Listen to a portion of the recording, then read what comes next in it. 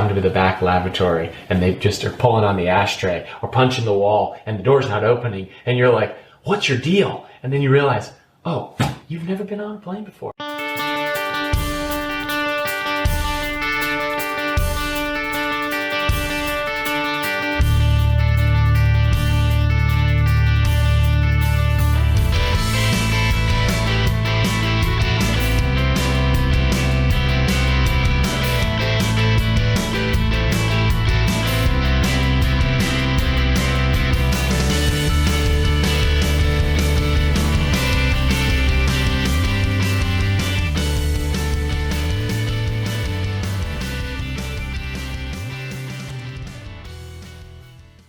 Today I'm joined by Marshall Kratzer.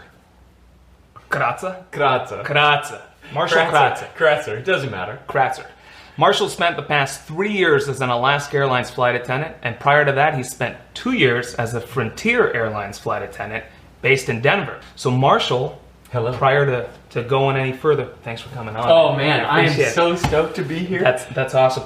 So you've spent your time with 2 different airlines, and you came over. Yeah. So Marshall, I want to start with, were you born a flight attendant? I had no idea that this was a career. No clue. No, and I thought that they had to find you. I didn't think it was like something that I went and seeked out. I didn't know anyone could just go get hired. So you weren't born a flight attendant. How did it happen? How'd you come across being a flight attendant? I had graduated college. Okay. And I saved up a bunch of money cutting grass at a golf course. Okay. A bunch of money being $2,000. Oh. And paid for a United Airlines ticket, which was $600 round trip to Costa Rica. And I, had to have it for a date set, but it was like Thanksgiving, and I left early September. And I just went to Costa Rica with a backpack. And then when I got home after this big party, realized, waking up in the sand on the beach, like, I need to get a job. Get home, and I'm slumming around, and I'm like, what am I gonna do for work? I think I'll use my degree. I gotta go get a desk job. I gotta maybe go back and get a master's. And my neighbor comes over to my house, and she had been a flight attendant at Frontier, and she goes, you're doing it all wrong. You wanna keep traveling, just go be a flight attendant at Frontier. And I thought, well, I'm not gay, and I didn't know you could do that. And she's like, you don't have to be gay, and you can totally do that. I totally thought it was like, yeah, girls and predominantly gay men. And I went to the interview that day. This is kind of a funny side note. And I show up kind of with that prejudgment and the little hesitation of like what to expect. I have no idea. And the first gentleman I walk up to, he just looks at me and goes, what's your name? And I'm like, Mo, it's Marshall. And he goes, okay, here you go. You're Foxy. And I'm thinking, what? I go kind of quiet like, okay, well, nice to meet you too. And he goes, no, you're in the group Foxy, which was this animal on the tail of Frontier's airplane. Foxy is the fox. And so then we started laughing, and it was like, okay, you have to just have fun. And from that day forth, it was so fun. It was fun. Yeah. So it sounds like you had some preconceived notions that were proven to be wrong, and ever since that day, this has proven to be a great thing. Yeah. A great ride. Yeah, totally a great ride. Cool. It has been really fun. Cool. So let's go to. You said I'll become a flight attendant. What does someone do when they decide that they'll become a flight attendant? Do you apply online? How does that work? Yeah, you apply online. You, at least with my first experience and I guess second experience, they email you a list or like a packet of like, okay, hey, study this. Okay. This is going to be a part of your interview. The first one at Frontier was a lot more rigorous than Alaska because we had to completely word for word verbatim say without any prompt the safety demonstration. Oh. And yeah, that was kind of cool. And then which made everybody really sweaty, like so hesitant. Because you had to have it memorized. You had to have it memorized, and it was one-on-one in that part. But then other parts were like, okay, you had to think of like job situations where the overall where general flight attendant questions were involved, like or which you didn't think they were, but now you realize like, okay, in a stressful situation, you have a one-on-one interaction with a drunk person. What do you do? You know, your altercations, your confrontations, what do you say? So we kind of studied that stuff. And then, of course, general airline knowledge, like airport codes. And So I'm assuming you study for training. Studied for the hiring day, and then when we got there at Frontier, there were like maybe 100, 150. Like there were a lot of people, and they cut you down at lunch like in half. They only took like the top 60, and then from there they took the like 25 or 30. Wait a minute. Yeah. So you're telling me that they sent you a study packet, Yep. not for training, but for a hiring. hiring event. Hiring. Yeah. Wow. Okay. Yeah. I did not know that. Yeah. Okay. Well, actually, okay, it wasn't as big as the one was for training. The study packet for So training. they sent you another packet for They training. sent you another packet for training, but originally, first hiring day was recite the safety demonstration, know the airport codes, and then to have these questions kind of And talked this is about. prior to them even hiring you. Totally. So 50 or 60 or 70 people went home and they had just studied the safety demonstration. To memorize all these things. Memorize the safety demonstration. Or they didn't because they didn't make it. So you go there, you demonstrate your ability to memorize things, and you obviously they like you. Do they let you know that same day that you're hired, or? They did. We made the cut. We kind of joked. It was the three of us. I say they, Bethany and Tony, my two buddies, Okay. who had made friends. Okay. And they come around the corner at lunch there from wherever they were hanging out, and I was hanging out with a different group. I hung out with like people who didn't make it at all. Oh. Like my whole group of people I hung out with, they didn't even make it. Okay. But Tony and Bethany made it, so I was like, well, I guess I won't see that group, and I'll go hang with start these hanging guys. out, okay. Yeah. And so I met them, and we all sit down together, kind of in the back, and then they said, okay, you've made it. We're gonna just do one more interview, like face to face. So they pulled us off individually, and then the ladies at Frontier critiqued my resume down to the spelling errors. Frontier was like, I didn't think it would be that difficult to get on with an airline. Right. And she goes, well, you've got 2 letters here switched, and you didn't capitalize your college. And I thought, whoa. Wow. Like, I'm screwed. Because Right. and I told her right away, I'm like, I'm dyslexic, I've never been a great writer, I'm a really bad speller. Like, this has been a struggle my whole life. I've been asked, and she's like, that's okay, but you have to have attention to detail, and you have to be like,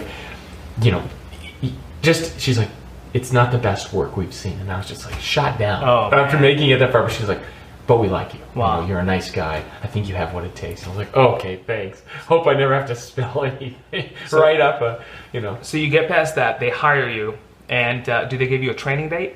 Yeah, so then you're set up with a training date, and I think everybody in that hiring class had the same one, if you can make it. And then they give you other dates, that you'll get to choose from, but we, learned right away that the quicker, the better. Right. People who put it off then realize, oh shoot, now I missed my seniority. Gotcha. And that's gotcha. what it's all about. Since you mentioned the word seniority, let's talk about seniority real quick. Mm-hmm. What is seniority in the airline industry, and why is it so important? I think your seniority is important because, okay, you're choosing your schedule prior every month, and the better your seniority, the better your chances are choosing the trips that you would like. Also, like any job, the longer you've been there, the more you get paid.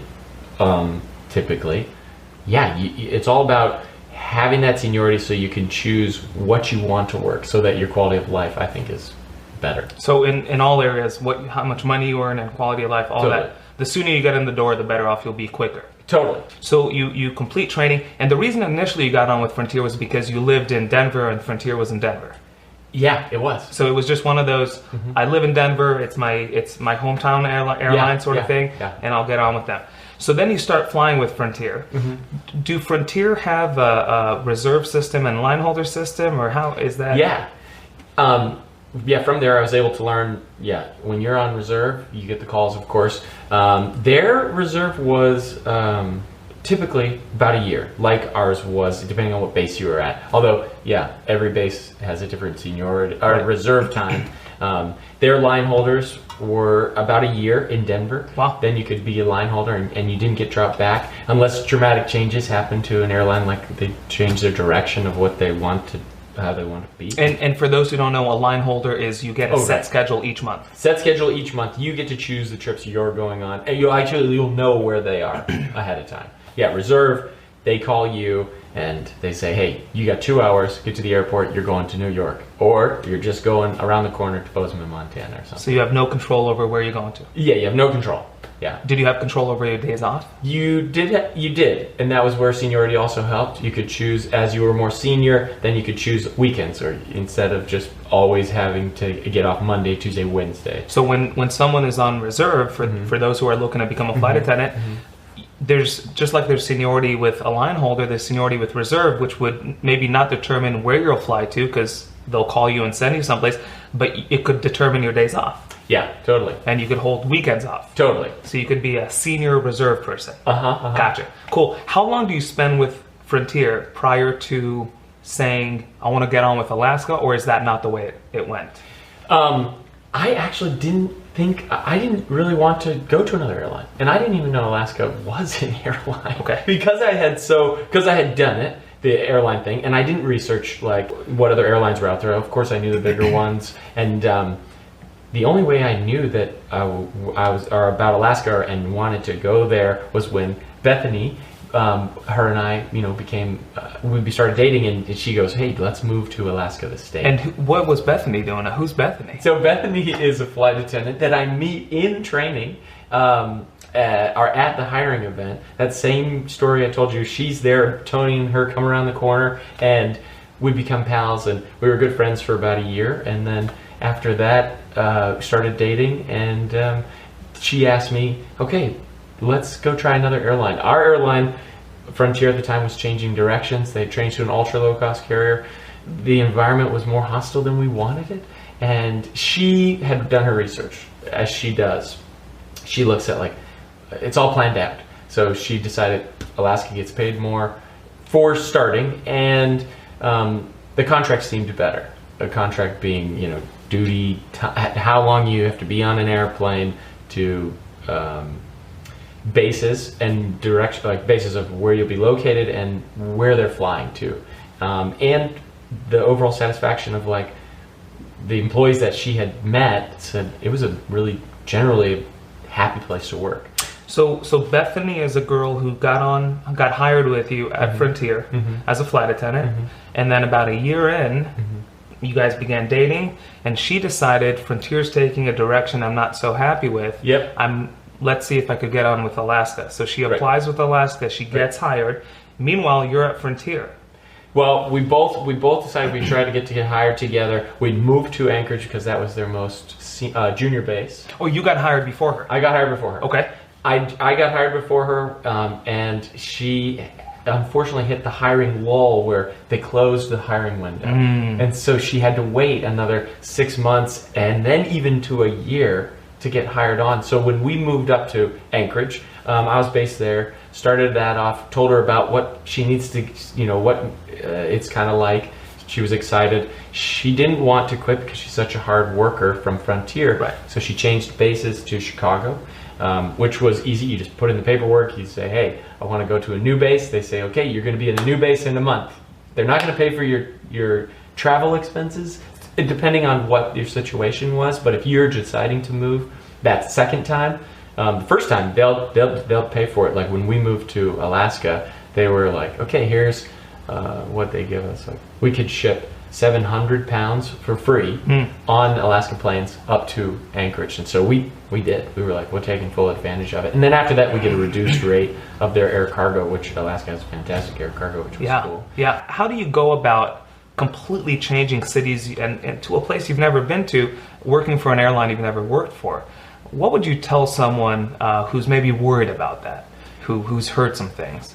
I would say you have to be totally open for the new experience, and by that I guess it's easier said than done. Obviously, it's you can think I could change, but once you realize what you're leaving, your friends, your family, say you live really close or you're close to them, and the environment that you kind of know. I think it was easiest because we went from one mountain area to another mountain area, but if you're going from I was the most nervous actually, going from Colorado over to the streets of LA, which was a base option. So we could have gone there. We called it our Alaska adventure. It sounds like there's no secret or shortcut. Meaning, if you don't view it as an adventure, Yeah. you'll just suffer. You will, and you got to make the best of it when you move in. You hear kind of stories of, so, okay, when I say make the best of it, we didn't go buy brand new things, but we bought things that we would need, that we wanted to do. So when we got there, we Craigslisted all of our furniture. We didn't buy brand new furniture, but obviously that was our thrifty minds, we thought, but it was a fantastic idea because then everything that you had, you just sell when you have to leave again. So you don't feel like you're too cemented in the area, maybe right away. We felt like, okay, still transition time. And that was, I guess, easier for us to treat the adventure like, okay, the adventure is still happening. Gotcha. Yeah, we did actually get the car, but it was used, of course, and all the gear that we would need to explore Alaska. Yeah, I would say the mindset has to be right of change is good, adventure is awaiting adventure. And it's 21st century, you can keep in contact with your family members and No friends matter where on you're Facebook, no matter where you're at. Now, all this said, for people out there, this is like a worst case scenario. You could very well be based in the city that you live in, if the airline has a base there.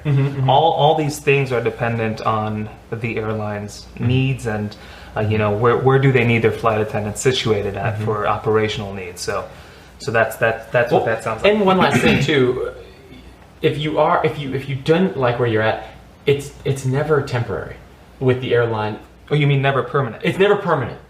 Thank you. Yeah. It's totally temporary if you treat it that way. So say we go to Alaska, say we hated it, we knew that, all right, we'll just do this for a little bit and then we can change to the base we want. And now where we're at in our setup, we're looking to purchase a house and it'll be either anywhere we want, we've realized. Yeah. If we're ready to commute. Right. But which is so fantastic. So then Absolutely. you can make happiness. Absolutely. So we got a little ahead of ourselves, meaning you already went to Anchorage, but you went there after you passed training and got on with Alaska. Correct. Let's again, we don't have a lot of time, but let's go from the beginning with Alaska. So I'm assuming you apply online just like you do with Frontier or any other airline, and you hear back. Talk a little bit about your experience with the hiring of Alaska Airlines, and how was that different from your experience at Frontier? And do you think that your previous airline experience helped you out in preparing you, or did it work against you? Talk a little bit about that. I was told when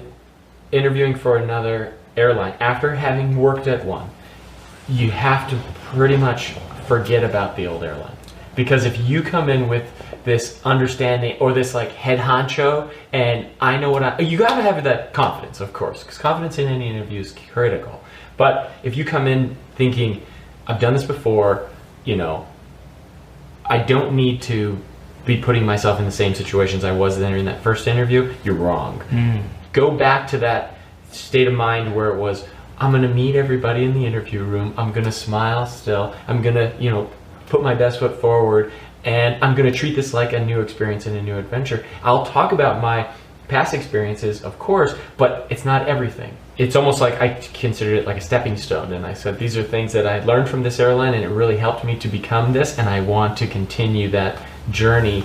I would say, but there were definitely flight attendants who were in there and they were like, oh yeah, I've done this before, oh it's just like this. And it's different because the interviewers, they saw that and then none of them I was the only one in my class. I like what you said. So telling the interviewer that yes, I spent time with another airline, but I viewed that airline, whether it's all along or just towards the end, as a stepping stone to end up here where I ultimately want to end up. And it was cheesy, but it could be the truth. Totally. It could be the truth. Totally. And also my friend Tony, who interviewed with Alaska before, he ended up not getting it that first time. He interviewed with a few other airlines, ends up going with Virgin America, and now he's back with us, which is so sick. But he goes, Marshall, you can't get too goofy. And I thought, what? I don't know if I want to work for Alaska Airlines. I can't be so goofy. You can't be yourself. I can't be myself. And he goes, just trust me, man. If you want to make the interview, don't be the goofy guy. Just be genuinely, serious, but, happy still, of course, always as a flight attendant. Absolutely. But, don't be too silly. Just be conservatively, So since you mentioned goofy and when we're talking about interviewing,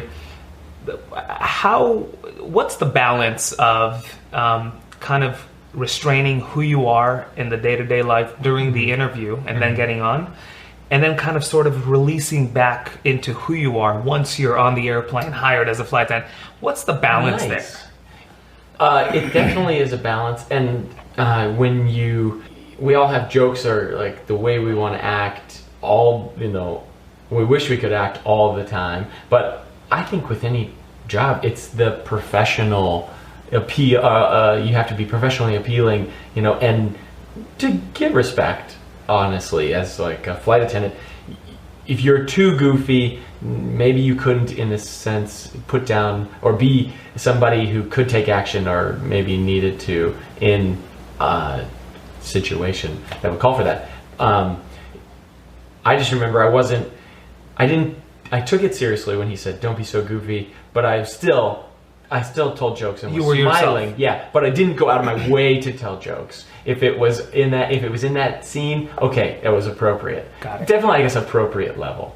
And same, yeah, if it's, and each airline differs in its appropriate level and how they want their employees So to it sounds like prior to interviewing, maybe kind of researching what they like to see in Absolutely. their interview, and maybe kind of shaping what you present to them. Not being completely someone you're not, but maybe that could... I totally tailored everything I had done Towards what? For Alaska. I picked out things that I really liked. I decided, okay, their recycling habits were fantastic. Their customer satisfaction seemed awesome, and and I thought that would be a great place to work. Absolutely. And so I kind of picked. You definitely play into the airlines, what they're doing, and you kind of just boast. I don't know. I would say, you want to do what they're doing and make it seem like that's a great idea. So you want to show them why they'll benefit from hiring you. Absolutely. Gotcha. Yeah. Got it. So just like Frontier, do Alaska let you know that same day whether you're hired or not? Alaska did let me know that same day, and then they flew me back out for a group interview, actually. So there was I had one extra group interview. So they said I was hired, Okay. but I had one more group interview. I think that's right. So you were basically... No. I made it to the group interview, they said. So it took 2 days. 2 days. Yeah. And then they flew you back. Uh-huh. Gotcha. There was still that cutoff program, like at lunch. They take you back. You didn't make the second wave. Got it. So you're done with the group interview. You're here today to talk about it. What's next after that? Do they tell you that day when training begins and you show up? Or? Alaska seemed to not have it as streamlined, where once you got finished, you went and did the drug testing and you went and did the background check. There was like a moment where they said, okay, come back one more day. And it was tough because it was like, man, I don't live here. I don't live in this state. I'll come back, because I got the job and I'm going to do that. But it could have been streamlined to where you got the job, go down the road, here's where you'll take the drug test and did the background check. So while it was a lot of travel on your end, they paid for all the travel? I don't know, because I had benefits with Frontier. Oh. And I used my benefits to get to the... your flight benefits. Yeah, get to the interview and to get into, and then to keep going back, which was nice. Flexibility with the job. Absolutely. I used it at Frontier to explore new pathways. Absolutely. So that's a good point, because if you were not to have flight benefits while applying or coming to the interview, you'd have to pay for it. True. Okay, so I think about that, and I've talked to people. The first one, you fly out. The first one, you fly out because it's not guaranteed. And when you say the first one, you mean the interview, everything but the group interview that they flew you back for. Pretty much. And if they had it where the group interview was that day, like Bethany's was, hers was that day. And then she had to come back, and even though we lived in Anchorage, she had to fly down to get this stuff done, background check and stuff. Yeah, that they'll fly you for. Got it. They'll definitely fly you there. Got it. Talk about preparation for training. They give you a date and tell you what? You've got to have airport codes memorized. You've got to have the Federal Aviation Manual taken a look at. We want you to look at kind of our Alaskan history. We're going to do a little quiz on that just to make sure you have some Alaska pride. Ready, Safe, Go was the Alaska's big thing. Like, okay, this is our program we're talking to you about.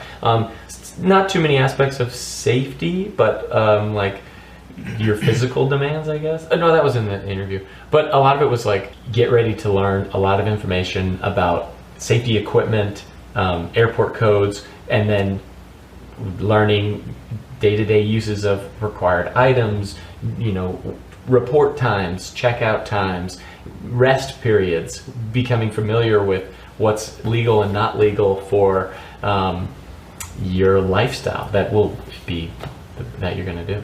You show up to training. How many people show up? We had like 70. 70 people. Yeah, and then they kept getting bigger. Yeah, we had 70 in Seattle. Yep. Do they put you up in a hotel? They put us up in a hotel, which was really nice. So if you don't live, so say you live in Las Vegas and you get hired, training is in Seattle, and they fly you out, and they put you up in a hotel. So you don't need to worry about anything. No, they put you out in a hotel. They pay you like $1,200, I think mine was, and it's on this little card. It's not all at once kind of put on there. It's almost like you get paid in the what we call TFP, or hours. They would just put it on there throughout the training, I think, if that's right.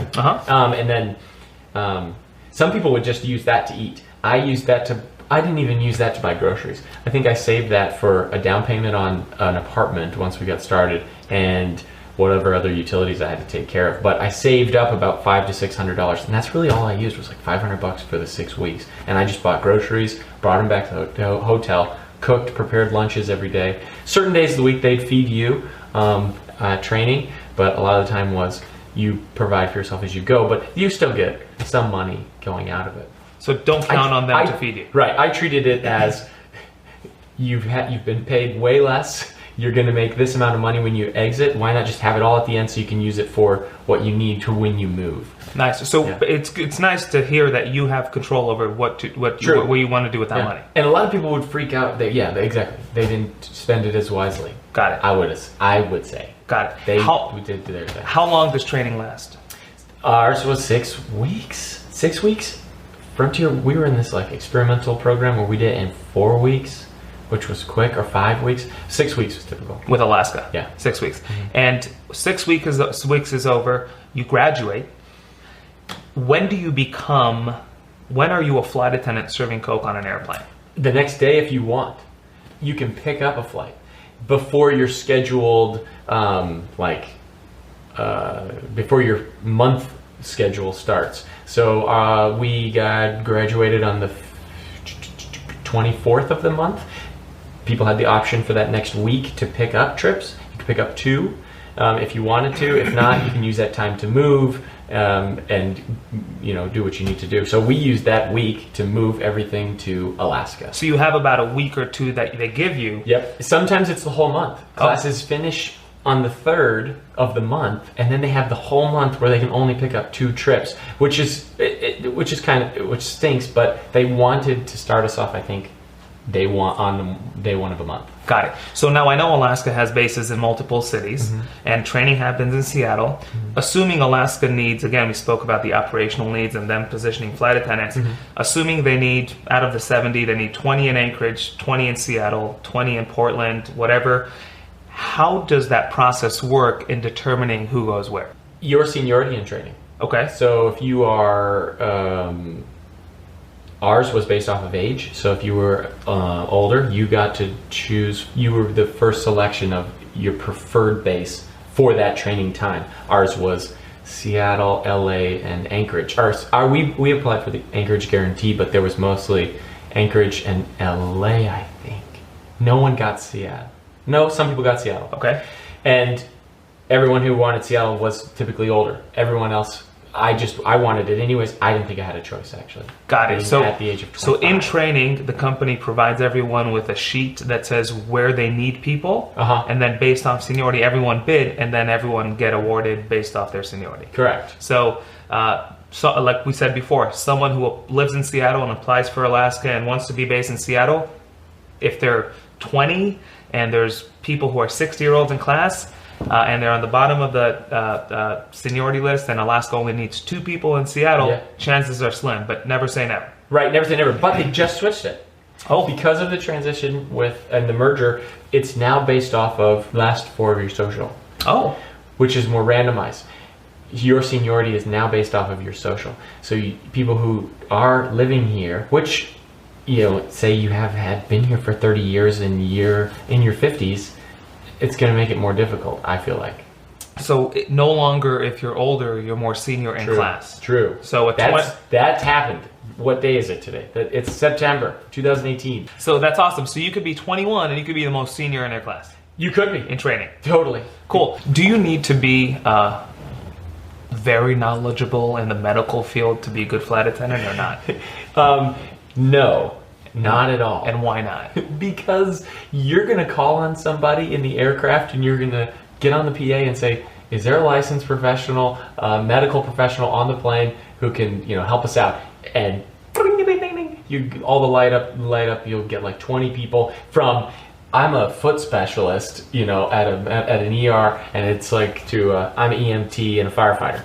You'll get the whole spectrum. So and the people want to help. So the resources on the plane are endless. Endless, and it is almost it's very comforting to know that. Not is almost. It is totally that you won't be the only totally. one. And you sometimes, if you are somebody who maybe feels like your lifeguarding at 15 was so beneficial to your CPR service, and you are ready to jump in there, back up and be like, okay, here's a firefighter, here's a MD, get them on the scene, and you now are management of control of group management. Interesting that you said that. So it sounds like if someone is a nurse, for example, or in the previous life, and they become a flight attendant, they might have a tough time standing. It would be. I think that's a hard thing. And letting an actual EMT or someone who really deals with these things in the daily. I think most importantly, in a medical emergency, you want to be somebody who has the ability to say, I need you to do this, or I need you to stop doing that, and I need someone else to get in here. If you can't do that and you just think, oh my gosh, should they be doing something like this? I don't know if we should open this up. Which, you learn over time, you gain more confidence in any area that you're working in. So, but the more confident, you just have to be able to say, okay, please help this person out. How, percentage-wise, how much would you consider a flight attendant to be on board a director versus an actor? How much do they do versus direct? Percentage-wise, 60-40, more directing, a little bit more directing. So we're there to direct passengers. Okay. Yeah, actually 80-20. 80-20. Your direction. I used to say that my background, this one went over really well in the interview. It was like I worked with preschool students. Okay. And diversion tactics are everything. If a preschool student is having a bad time or, fighting with another student or wants to, poop on the floor, you go, hey, come over here. Look at these things. Shiny over here. Right. And then you tell a passenger, whoa, you've had a really rough day. Let me go move over here, or it totally is a diversion technique. I'm not relating them to preschool passengers, but you're using the same direction of It sounds like you just need to remain in control of any situation that might happen. Totally. While other people might be there to help you and take care of things. But also, and be open too, because sometimes I'll realize if it's early in the morning and I put somebody's bag up and I didn't maybe put it up the best way, and someone's like, hey, that might fall, and you come back and no, it's good. Then you sit there and think, okay, wait, there's other people on the plane. Everybody is going to do this together. I mean, everyone's smart. Yeah. Most of the time. You're going to get help. Accept help. Talk about reserve versus Align at Alaska. I know this is constantly changing. How long could someone expect to remain on reserve? And do you always start out on reserve as a new flight attendant? Sometimes you don't. If they need you in a base, like San Diego opened up with Alaska and people went down there, they held a line, or they were pretty much right away on the line because of the time periods of hiring that happens. So if you get hired at the right time, say 2 or 3 groups of 100 people come on, you go to LA and 200 more people come underneath you, there's a very good chance you'll only be on the line for 3 months. I was on line in Anchorage for 6 months. At Alaska, or at Frontier, I was on Denver for 6 months. So I was hired at great times. Bethany, in my class actually, who went to Seattle, they were hired and they were on reserve for 1 year because it was a bigger base and they didn't need many new reserves.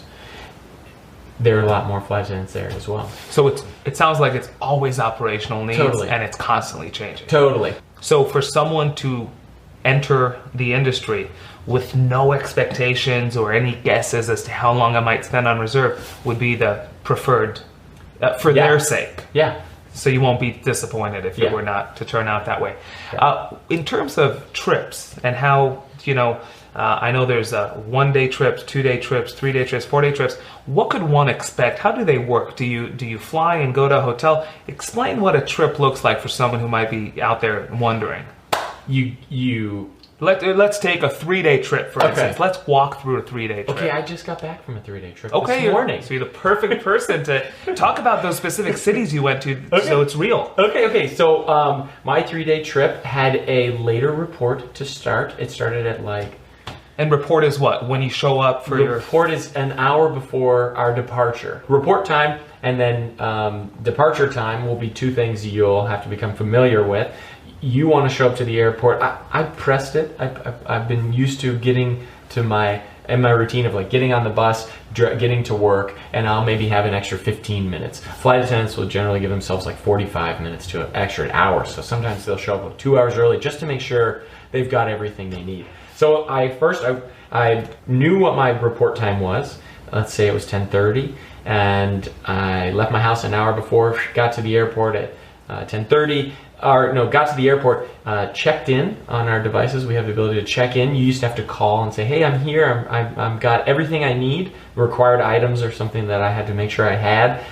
Passport, badge, watch, my flight attendant manual, and ready to go, pretty much. And then also in that little bit of time before the flight starts, you gotta make sure you've eaten. You're ready to just kind of get going, because when you get to the gate, there's going to be your other team members, your CSA agents, who are going to say, all right, here's what we have going on. The flight is, oversold, and my flight, okay, I'll get you back to my flight. Easy, Ketchikan turn to start. We flew from Seattle to Ketchikan, Alaska, and then sat there for a little bit longer than usual. We had an hour sit extra, and we get paid for maybe some sits sometime. Sat in Ketchikan in the airport terminal with all the people we were taking back, because it's such a small airport. Flew back to Seattle, and when we landed in Seattle, we transferred planes again to another flight to Salt Lake City. Okay. Flew into Salt Lake City, got in at around 6 o'clock at night. Once you get in, you get off. You wait for everyone to get off the plane. You will then go to your hotel shuttle, which should be arranged already by the company, so you don't have to call. We called because it was late. We wanted to get there. We were tired. Takes us downtown or wherever they're staying. We stayed. I told my buddy, I was like, let's go hiking. We need to get out and away from people, because we just need to keep this job fun, and we're here in Salt Lake City. How long did you have in Salt Lake City? We only had 10 hours. 10 hours. Now, was that considered a long or short stay? That was a short stay. Okay. Your minimum rest could be down to 8 hours. Okay. With this company, but we had 10, and if it goes down below that, you get paid more. But it's harder because you didn't get a lot of sleep. So we knew that the next day was going to be a long day, but we'd done this enough, and we knew the route, and we wanted to go hike. So we went hiking, and then we woke up early in Salt Lake City at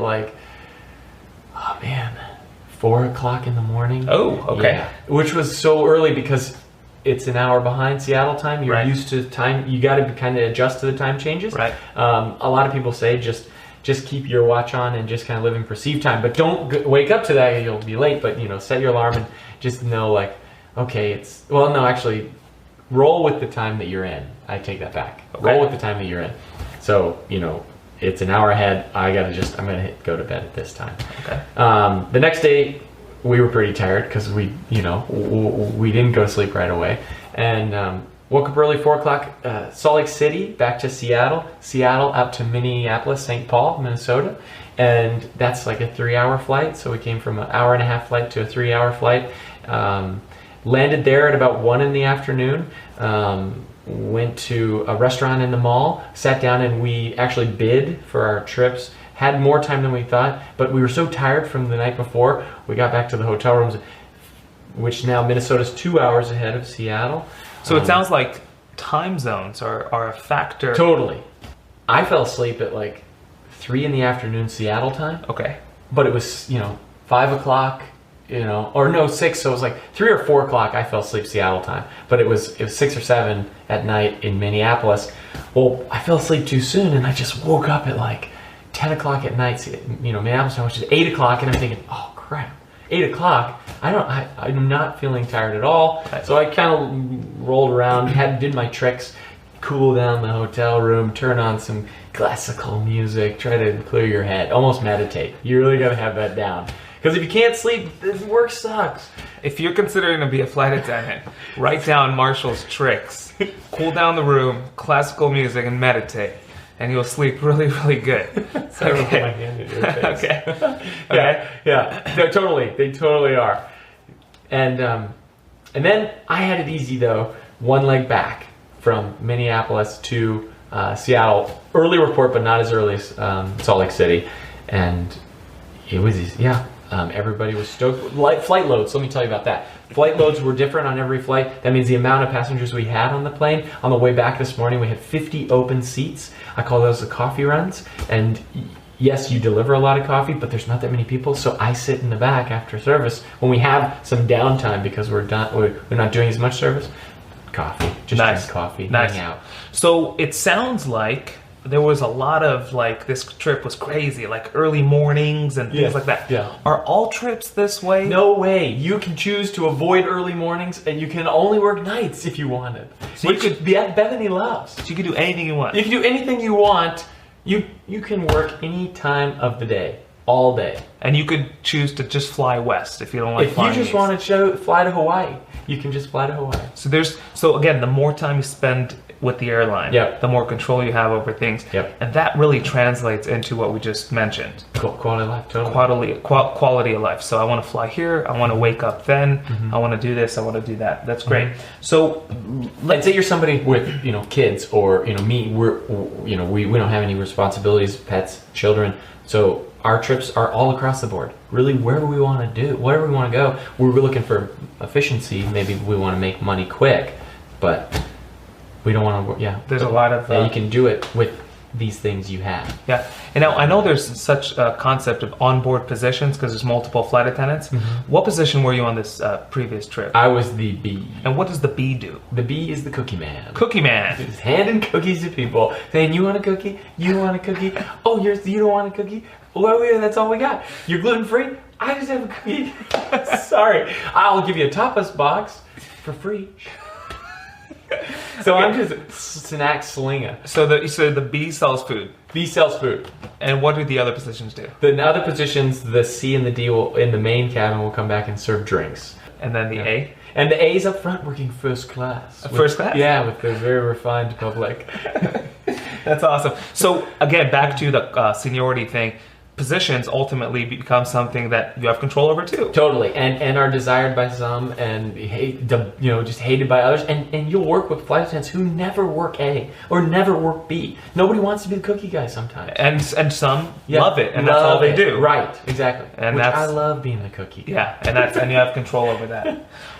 Marshall, what are some job misconceptions that you've realized after starting to work on airplanes?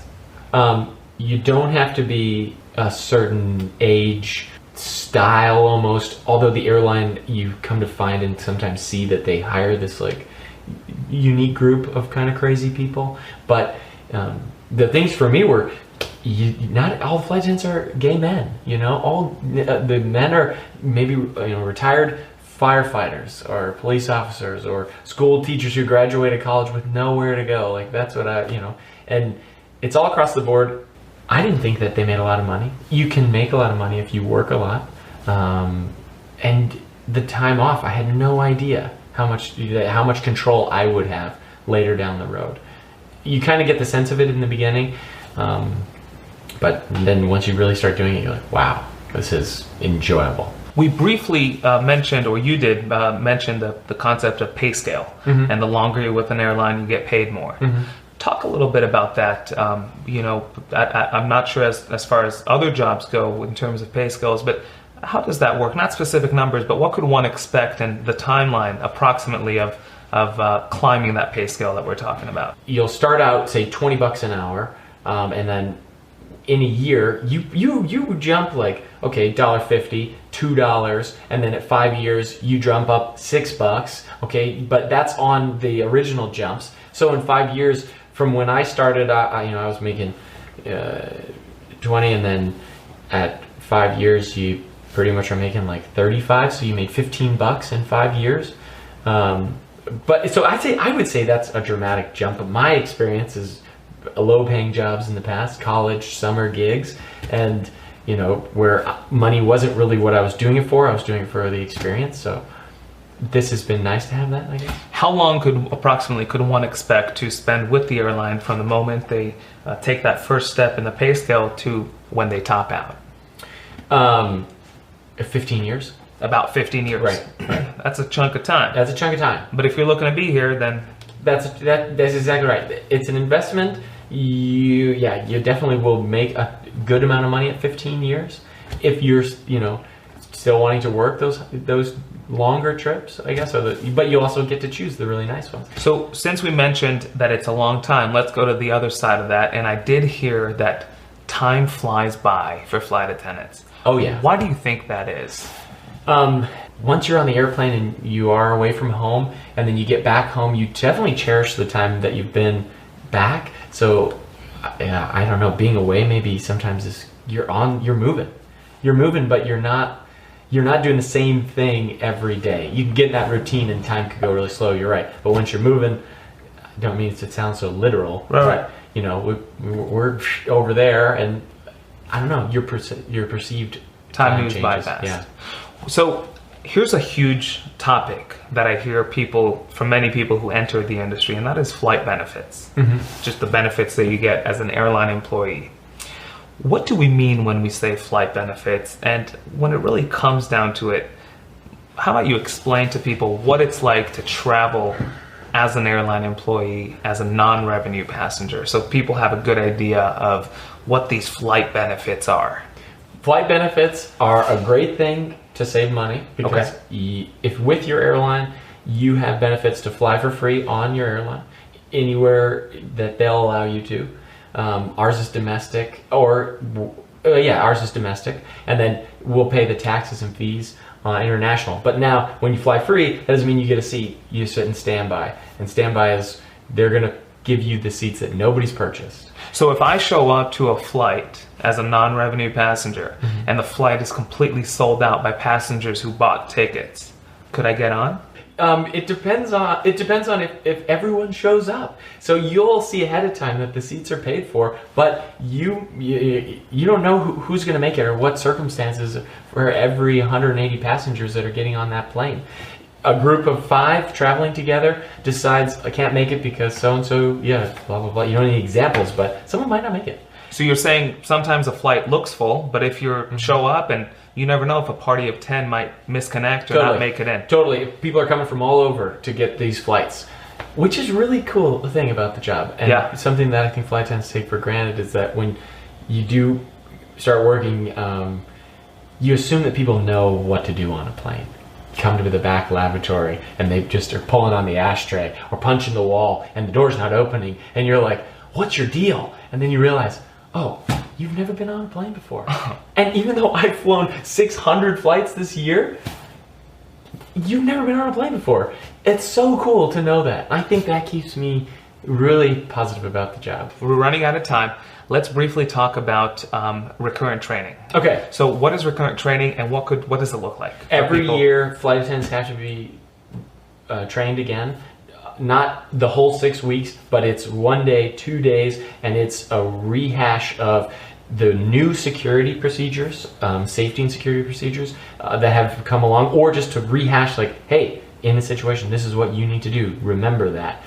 We have FAA regulations that are for all flight attendants that we have to be made known of and aware of. We're actually, before you fly, you actually read your FAA requirements and make sure you are up to date and knowledgeable about certain things. So the training just covers, say, new service procedures that the airline's introducing, or safety things that all airlines are working on. But it's pretty much a kind of a reset to get everybody back on board to what the airline wants to, what they want to do. How long typically does recurrent training take each year, and what could one expect to have to pass or take? 8 o'clock in the morning, 5 o'clock at night. So it's 1 day. It's 1 day, and it's yeah, you get fed food. That's why I'm happiest. Oh, okay. I'm thinking they're gonna give me a sandwich or some pizza, and there will be coffee on tap the whole time. Almost like an AA meeting. You're sitting there just like, let's do this. How do you know anything about AA meetings? I've never been to an AA meeting, but I probably should have gone a long time ago. Okay. This is Marshall when he's sober, by the way. He didn't drink anything. No. Okay. Well, almost gone. Yeah, almost Whiskey's gone. on, so. Okay, cool. So recurrent training sounds like it's nothing to worry about. It's just an annual thing that the FAA requires. It totally is, and a lot of people stress over it. You have to do a test that, ours is 25 points, and they just make sure you know what you're doing. Where does the B flight attendant work? What are the responsibilities in an evacuation for this flight attendant? They want to make sure you know what you're doing. You're not just getting the bulletins every week that are produced, and you're just kind of throwing them away. You don't care. You understand the job. You're a hot shot. So it's basically to keep everyone on the same page, and it's just one day a year. And it's to cover their butts and help you out in a situation you might forget. Oh, right, I was supposed to stand here if there's a fire in the plane. I was supposed to, move this dog out of this row. So yeah. Things like that. Marshall, what do you think are some necessary skills for people who are looking to become flight attendants? Smile your ass off. Really? Yeah, just smile the whole time. In the interview, I think if you smiled the entire time, they take you. Really? Yeah, oh yeah. So you really find that to be... You don't need a super great education. You don't have to have a degree. You don't have to have had... You have to have some general experience with working with people. I think that would be the most important part.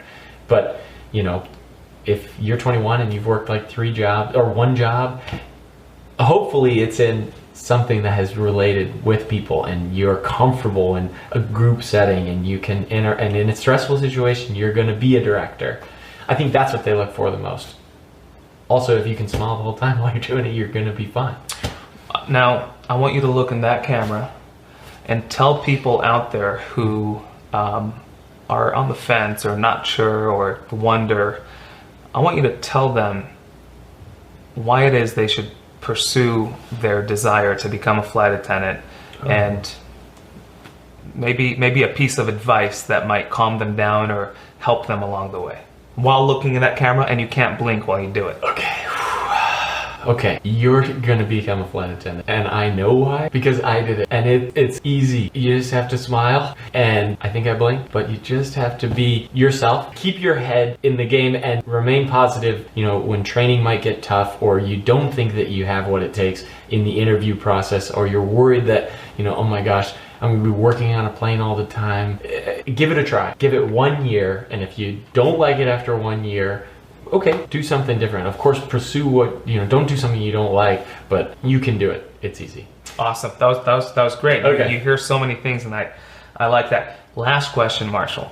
If you could change one thing about the industry you're in, what would it be? I would really wish we would change this sounds like super heady and very crunchy, but we waste so much. I feel like I'm a spokesperson for Alaska right now and what they've been doing, but I'm not. I really feel this way, and I've always felt this way. We waste so much plastic and so much crap. I wish we could cut back on the amount of waste that we produce on the plane. I don't know. I'm totally I'm an avid outdoorsman, and I just love this earth so much that I just hate to use so much plastic on the plane. I'm saying plastic cups, cans, water bottles. If everyone could just bring their own water bottle and we could fill up their water bottle, okay? Or maybe they fill it up at the airport.